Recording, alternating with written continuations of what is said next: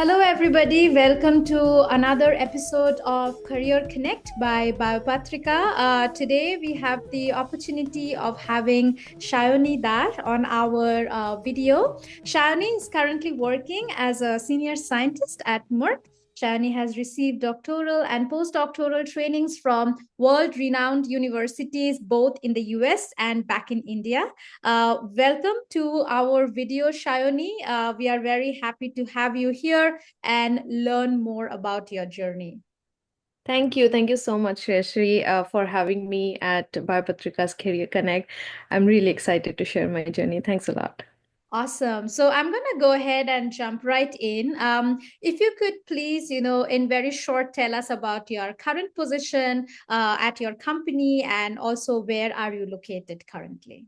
Yeah, so I'm currently a senior scientist at Merck, which is I'm located in Merck's headquarters, which is in Rahway, New Jersey, in US, where I provide analytical support by leveraging innovative tools and techniques, and that actually contributes to advancing Merck's pharmaceutical pipeline from early discovery through regulatory submissions and finally commercial launch.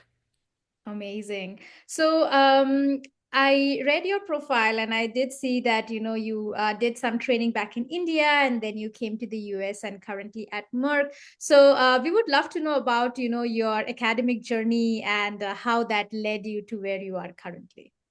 Yeah, so my academic journey starts from my schooling, which I did in West Bengal, in the north of West Bengal near Darjeeling, where I also grew up. And after finishing my class 12th, I moved to Kolkata, which is a bigger metropolitan city, for my undergrads. I did my undergrads from Jadavpur University in chemistry, post which I sat for this all India based entrance exam for a PhD program, which is held by TIFR, the Tata Institute of Fundamental Research. And I had not done my master's still, but I just wanted to have a trial or like how it feels like sitting for a PhD entrance exam. So it was more of that for me. But luckily, I got through the written exam and I was called for an interview, post which I was also selected for the PhD program at TIFR in chemistry. So I joined TIFR in 2013 after completing my bachelor's in chemistry from Jadavpur. And I not only finished my PhD from TIFR, but while I was doing my PhD, I also did a separate project on which I wrote my master's thesis. So I also have my master's degree from TIFR. So after completing my PhD in 2020, I moved on to US to get my postdoctoral research experience from the Massachusetts Institute of Technology, more commonly known as MIT, which is in Boston. And I started my postdoc in 2021, starting. Yeah, and then I transitioned to my current role at Merck in 2024. Wow, that's amazing. So I heard you said that you have your research has been chemistry heavy. So I'm pretty sure our listeners would like to know a little bit more about what your research topics might have been during your PhD and postdoc, and also how kind of everything came together for your current role at Merck. Yeah, thank you for asking that, Sreyashree. My PhD was focused on chemical biology and molecular imaging. From the name itself, you can understand that I really worked in the interface of chemistry and biology, where we used our chemistry knowledge to develop tools or probes, and we were focused on developing optical tools or probes for looking at different metal ions, their roles, their locations, different lipids, phospholipids in the body, and also biological processes.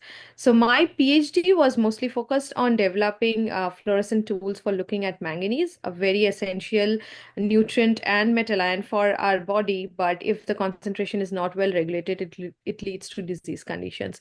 So there weren't many manganese sensors out in the world because of its chemistry-related complexities of developing one. So we took up the challenge and decided that we'll go for developing a manganese sensor, mostly water soluble and also fluorescent. So that was my aim. I did use a lot of my chemistry knowledge in trying to develop one, and in the route of developing one such water soluble manganese sensor, I ended up serendipitously discovering a really cool mercury sensor. So yeah, I mean, it didn't go as planned, but I'm so glad that we have this mercury sensor, which is also really useful for detecting very low levels of mercury in water. So that is another big issue in Southeast Asian countries. Mercury poisoning is a big thing. So um, yeah, that was mostly what my PhD was focused on, very briefly, actually, 7 years of work.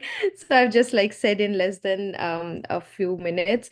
And then when I was deciding to apply for a postdoc and transition to US, I wanted to change my fields a little bit, but not completely change the entire field. So my field was molecular imaging.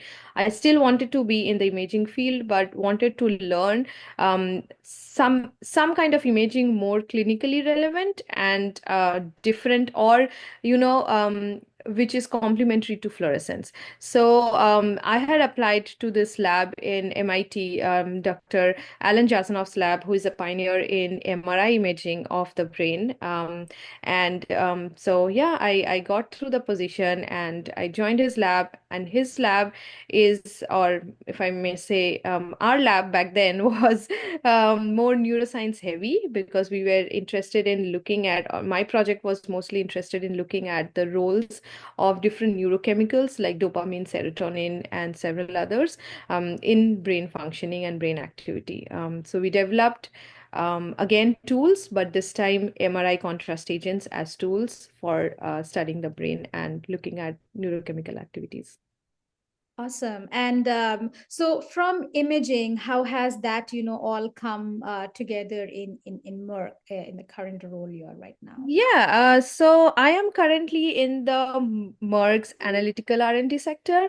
I mean, imaging is one such tool, which I would say, even if it is not directly analytical, but it is a part of the entire analytical characterization. So, it was not only imaging which I did, but during my PhD and both my postdoc, we started all the way from synthesizing these molecules, like designing, synthesizing them in the lab, purifying them using different kinds of chromatographic techniques, and then characterizing that, okay, this is the molecule that I've purified out, and this is what I needed, using NMR, mass spectra, and all sorts of spectroscopic techniques, even fluorescence, UV vis. I think it's like all these techniques which I have gained all the way from chemical synthesis to cell culture, like through all the characterization to cell culture, and also imaging them in cells as well as in live organisms, is, I think, a plethora of different techniques which really helped me get into this position in Merck, which is analytical. Because a major part of the major chunk of the work during both my PhD and postdoc has been very analytical heavy, without which I don't think I can ever characterize and tell that, okay, this is the molecule I've been using. So it has played a really great role, and that is what I'm leveraging right now in my current role as well. So we do a lot of mass spectra, chromatography, stability solution, like solubility, stability studies, which needs all these different techniques, which I have gained experience from my PhD and postdoc at. That's amazing. So I think this is a good segue into my next question. So, I know working at Merck is definitely on a lot of people's bucket list and wish list. So if you could give our listeners kind of what are the technical and the non-technical skills that led you to your particular position at Merck? Yeah, technical skills is pretty straightforward. As I said, that it is mostly all of it, like starting from synthesis, through all the characterization and purifications till imaging. So all the techniques which I have used, like mass spectra, chromatography, be it normal column chromatography or an HPLC, or even size exclusion, different types of chromatographic techniques, and then using them to like the different characterization tools like mass spectra, fluorescence spectra, UV visible spectroscopy, DLS, ITC. There are different types of techniques which I have used during my PhD and my postdoc. So all of these technical skills have been really helpful, because when I saw this position come out to which I had applied to, they had mentioned that although this position is for an analytical position in an analytical group, but it is preferred that a candidate has synthesis experience and also utilizing these molecules through imaging techniques. So I had all of that. So that was really helpful. Um, but something I want to really focus on today now is focusing on the soft skills. We don't really think about it while we are doing a PhDs. Like if somebody asks a PhD candidate, what are the skills that you have? You will always talk about technical skills. That is what I did during my PhD or even at the end of my PhD. And but unknowingly, you gain a lot of soft skills during your PhD training, and it is a part of your training, like how to make a presentation, how to present it to an audience, so that they don't fall asleep. They are as excited as you are presenting the work, and connect with you on the journey of your research. How to communicate, which is part of the presentation skills. How to form your CV, how to write a cover letter, how to highlight those important takeaways from your research in your research summary or a research statement. No matter how short you have to write it, like sometimes you just have to write your 5 or 6 years of PhD work into just 1 or 2 pages. That is tricky, but you also get that training during your PhD. So I think all of this, and as well as working like independently on a project, taking lead of that project and taking it through all the challenges you're facing and seeing the end, as well as collaborating within the department, within your lab, and also externally. How efficient are you in collaborating? And so all of this actually really helped me, as well as I know a lot of my friends who have transitioned from academia to industry. I think a blend of both technical and soft skills is really useful. Awesome. So I did listen you saying that, presentation, making presentation, talking about your research is very important. And that kind of comes, under communication, right? Like verbal communication, written communication. So do you have like any pointers about that to our listeners? Like if how can they build that skill and portray it maybe also during the interviews? Yeah, I mean, I think like a lot of this communication skills automatically gets built into you while you're doing your PhD, because you have to present your work so much, like all throughout your PhD tenure. We usually have annual presentations to show our progress annually, and that is how you start building, and that is like how you start learning at home. So basically I should go back. It starts at home, where, like how you communicate with your parents, with your siblings, and it is, I don't think it is something which somebody can put into you, but it is something which you just gain experience and get a hang of while you're presenting your research more and more. And I would say that I was very heavily involved in outreach activities. So I did also present my research to layman, to anybody and everybody who has or does not have scientific background. So having met this exposure, like to people who are doing PhDs and postdocs right now, I think like getting away from lab but also talking about your research to layman is also a really really helpful communication building skill, because you will know that okay, this is how you draw analogies to explain a complicated scientific phenomena to a little child, so I think like these are some of the things that not only presenting scientifically in a scientific forum, but also going and presenting your work in an outreach forum. Anytime you go back home, just go and try to visit your school and try to talk to them. Try like so it's part of outreach. So I would say like doing these might help.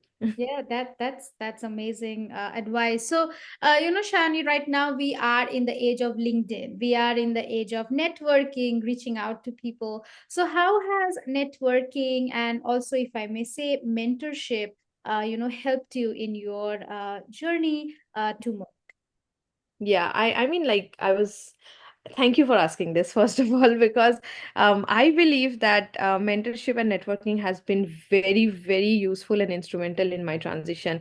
My mentorship, I would say, started back right from home, from my parents, my school teachers. And then a major shift, I would say, in mentorship was when I gained my PhD, like the entire tenure of my PhD. So my PhD advisor was the person I would always look up to when I was like applying for postdocs, or even like if I had to present my work anywhere else, like other than within my institute. So she taught me all the way from making a presentation to presenting it, and also like other skills like how to communicate and how to do outreach activities and everything. So mentorship has been really helpful. And also when I was doing a postdoc here in MIT. Since my ultimate aim was to transition to an industry, it was really important for me from day one to start networking with people. And since MIT was at the hub of all the biotech and pharma companies, it's in Boston. So that gave me a very good opportunity to go and network. We had a lot of career fairs. We had all the companies come over, and like give info sessions about their company, their pipeline, their work culture, and everything. And that was a really, really good opportunity for me. Go attend these and go and talk to these the scientists who are working in these different companies. That was a way of me connecting with them. I did definitely connect with them on LinkedIn, but again, talking face to face makes more impact. So if you have the opportunity to do that, do not miss out. Definitely go and attend all the career fairs which are there in your university or institutes. And regarding mentorship, while I was here, I did get involved in a few different types of mentorship programs. There are a lot out there. You just have to like search a little bit, or talk to people. You can reach out to me and I can guide you to some of them as well. One is by the American Chemical Society. They have mentorship programs for the different divisions. They have like, be it biotechnology, imaging, analytical chemistry. So they have like mentorship programs. I was part of one of them, and I got an amazing mentor from GSK. So I could get a hang of how GSK works, what is he doing there, and like what are the types of works that happens in GSK. Other than that, there was another mentorship program or an award, I would say, by Merck. It was called the Merck Underrepresented Chemists of Color till last year. This year, we changed the name to make it more globally approachable by all individuals and not just limited to underrepresented chemists. And it's called the Merck Next Generation Leaders in Chemistry again. So apply to those as well if you are selected as one of the awardees, which is highly competitive. But if you are one of the awardees, as an award, you get a 1 year mentorship by two scientists from Merck, a junior and a senior mentor. So you will get all sorts of information about Merck. If you're interested in any position, reach out to your mentors. They will help you talk to people from that department in whichever position you're interested in. And it's a really, really very good experience having these kinds of mentorships and being part of them. So yeah. Yeah, that is amazing. I think our listeners definitely learned about these mentorship opportunities. Thank you so much for sharing that, Shawnee. So I do see that you did move from India to the US, and I'm guessing you did move on a visa. So could you please tell us a little bit about your immigration journey? Because there might be people who might be in your position applying to roles like this in Merck. Absolutely. Yeah, so when I moved from India to US, I came on a J1 visa, which is an exchange visitor non-immigrant visa. That is usually the visa that you are offered when you come for a postdoc to the US. And it is a visa for a maximum tenure of 5 years. You are expected to come to the US, gain experience, develop your skills, and then go back and work in your own home country. That is why the name exchange visitor. While you're doing a postdoc, if you decide to stay in the academic field, then after the 5-year tenure of J1, your university files for an academic H1B, and the transition is pretty smooth. It is not a much of a problem. But if you want to transition from academia to industries, which was my case, since I was on J1, I could not have joined an industry right away being on J1. My employer or the industry or the company has to file a different visa for me to be eligible to work in an industry. In an industry, there are two types of visa to work. One is industrial H1B, which is very different from academic H1B, and the second is O1. So if you're on F1 or F1 OPT visas, then you can easily smoothly transition into industrial H1B. Your company will help you file for that. But since I was on J1, my option was limited. I could not have joined on an industrial H1B, so they did an O1 for me. The O1 is also a non-immigrant visa to work in industries, but it comes under the extraordinary category, and since it is a little more complicated and difficult to achieve visa, so you need really experienced lawyers to file for that. And so for that reason, I was limited to only applying to bigger companies because I knew big companies have a lot of international employees and they have the bandwidth and the legal team to file your O1. So all you have to do if you are on J1 is, apart from developing your own skills, you also need to convince your employer wherever you're interviewing for that you are the candidate they should hire. And if they are convinced that you're the best among all the applicants they have so far for that position, they will hire you. And once they hire you, it's their headache. I mean, they know that they have to do an O1 for you. So their lawyers will take care of it. You don't have to worry too much. There are a lot of criteria to get into an O1, which I will not get into here. But if somebody is interested, again, do reach out, and I would be happy to share my journey there. Yeah. Awesome, awesome. This is great. So I know for J1, Shayoni, there is the whole residency thing that somebody needs to do. So can you please shed some light on that part?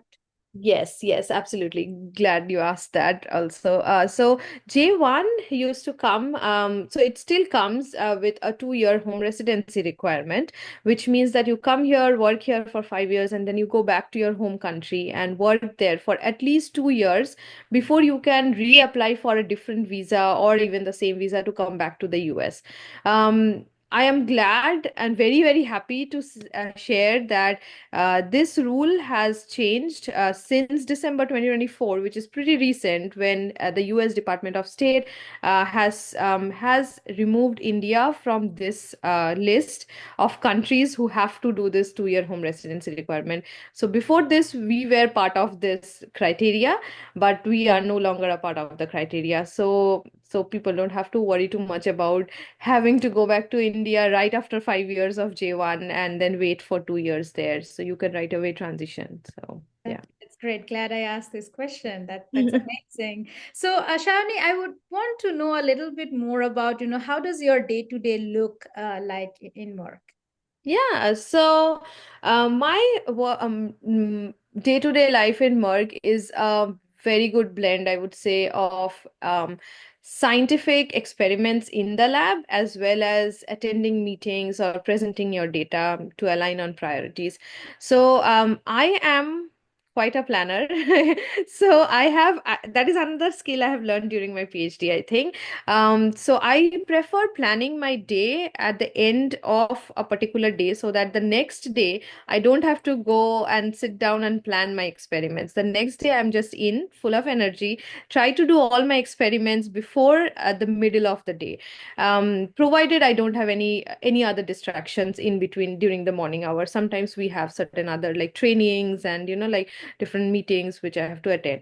But if I don't have that, I finish my experiments by middle of the day. And then usually it's the afternoon when we have most of our meetings to align on our data, like what data I have collected, what is the conclusion from that, and also listen to other people in the team who have been working parallelly in the project, maybe on other techniques, so that we all can align and see that where are we now and where do we have to go next, and also talk to the leads of the program program and see what they feel.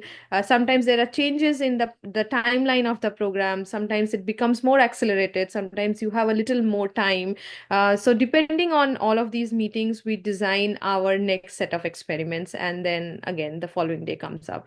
So yeah, in short, it's a mix of in at least in the position in which I am at currently, senior scientist, I have to do a lot of bench work, a lot of experiments in the lab. So it is a mixture of doing experiments and also presenting them. That's great. Thank you so much for sharing your day to day with us, Shani. Now, I did pick up on a point when you were talking about your visa situation, that you have to convince the company that you are the one, you're the top applicant. So, how can our listeners, make sure that they are the top applicant for the job they are applying to, especially, transitioning from academia to an industry scientist? Yeah, I would say that there is like no particular like not a one solution to this, or I like not one suggestions to this, but it comes over time. So I have been applying for jobs and it took me like more than 1.5 years, both because of the current job market here in the US, and also since I'm transitioning and I had a different visa. The visa comes with its own problems, so that led to the delay. But something which I learned over time and applying to different positions and also interviewing is that when you're presenting your work, try to not only highlight your accomplishments but also pay very good attention and give good amount of time in your presentation to the challenges you have faced during your research, because the employers, if they are a research driven company like Merck, they are very interested in looking at how did you deal with the challenges and how did you overcome them, because it is their best interest to hire somebody who can take up challenges and also overcome those challenges and have like a positive response after that. So they are very interested in looking at that. And other than that, it's also important to showcase that you are a team player, because I know during your PhDs and postdocs you're mostly by your own. Yeah, you do collaborate with others for techniques which your lab doesn't have probably, or you want help from other people at. But when you're working in big pharma companies, you are a part of a big team. Your team consists of analytical chemists, process chemists, formulators, and regulatory people, and all sorts of different people working towards advancement of one particular pipeline for say. So there you have to have that mindset of collaborating with people, being a good team player, so that you can work with everybody and help advance the pipeline. So, yeah, these are some of the things I think, if I might say, a few important ones which I can pick from a pool of others, which is important so that your interviewer or the recruiter is becomes more interested in you. So, yeah, because once you have a PhD, they are pretty much confident that you are capable of solving problems. So, a problem solving capability is inbuilt in you after that. So, they are interested in your science that you have done, but they're more interested in seeing how you resolve challenges if you face one. So, yeah. Great. These are some great points. So, Shani, I think we are at the end of our podcast, but I do want to ask you if you have like one piece of advice for everybody listening to this who are also, planning to maybe follow your footsteps and move into the industry. Yeah, so the one piece of advice would be network and mentorship. So definitely do that, because I got this piece of advice when I had started with my application journey for industrial positions, and I would want to give this forward and say to people that it is very helpful. Unless you network with people and develop connections and have mentorships from mentors from within the companies, it is really a difficult job to transition from academia to industries with no prior industrial experience, given the current job market. Because here you are not only competing with other postdocs and PhDs, but also with professionals who have had like prior industrial experience. So definitely try to like talk to as much people as possible. Be it direct face to face, that's the best. If not, reach out on LinkedIn and try to set up something up and talk. Yeah.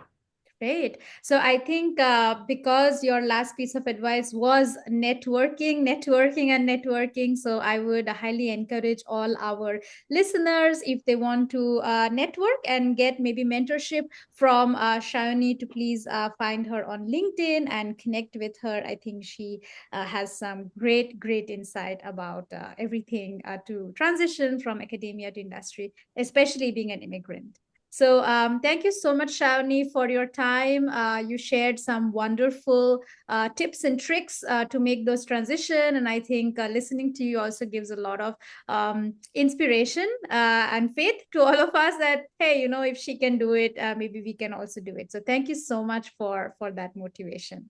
Yes. No, thank you. Thanks a lot, Sreyashree, for having me again. Because I mean, I have I have had a lot of help from a lot of people around, who has been instrumental in this transition, which was possible for me. So I really want to give it forward, and yeah, feel free to reach out to me. I'm on LinkedIn, as Sreyashree mentioned. So I will try to help you as much as I can. So yeah, thank you once again. Thank you so much, Shawnee, for your time, and all the best for your future endeavors.